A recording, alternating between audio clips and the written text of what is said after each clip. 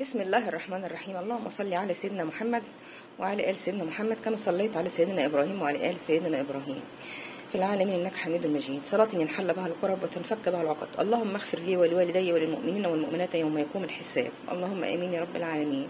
لو انت من المتابعين اللي عندي يا ريت تشيري الفيديو على قد ما تقدري وتشوفي الفيديو للآخر، وما تنسيش اللايك، والمتابعة جديدة كده أو أول مرة تخشي عندي القناة يا ريت تعملي اشتراك وتفعلي زر الجرس عشان يوصلك كل جديد. زي ما انتم شايفين النهارده معايا برضو قشر البطاطس. زي ما انا قلت لكم قبل كده مفيش حد بيفسر القشور، دايما بيجيب الثمره ويقول لك لو انت شفتي كذا في المنام يبقى انما انا جات لي كام رساله كده على قشر البصل، فانا قلت بالمره اقول لكم على قشر البطاطس.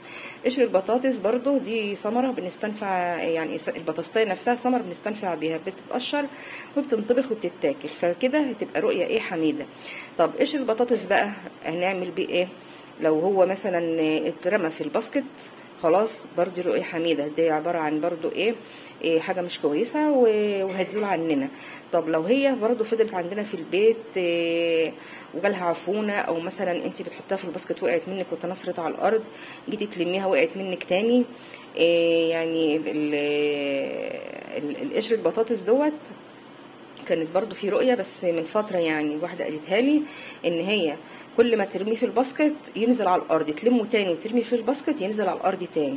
فدي معنى كده ان هي فعلا كان عندها مشكله، كل ما تحاول تحلها ما بتتحلش الا بقى يعني بعد فتره كده، بعد ما استعنت بربنا وبقت تدعي وكده، فربنا جاب الفرج من عنده. فقشر البطاطس برضو لو هو اتنصر عندك، تنصر في الشقه او في المطبخ او اي مكان في الشقه ولميتيه ورميتيه في الباسكت، خلاص برضو كانت يعني حاجه بسيطه كده وتزول يعني ان شاء الله على خير. لكن كل برضو ما تلميه يقع منك تاني، او انت تنصر عندك في الشقه وسبتيه، فدي رؤيه يعني مش كويسه. ورب كده يسهل لنا كل امورنا جميعا ويزول عنكم كل هم وغم. مع الف سلامه، اشوفكم في حلقه جايه باذن الله.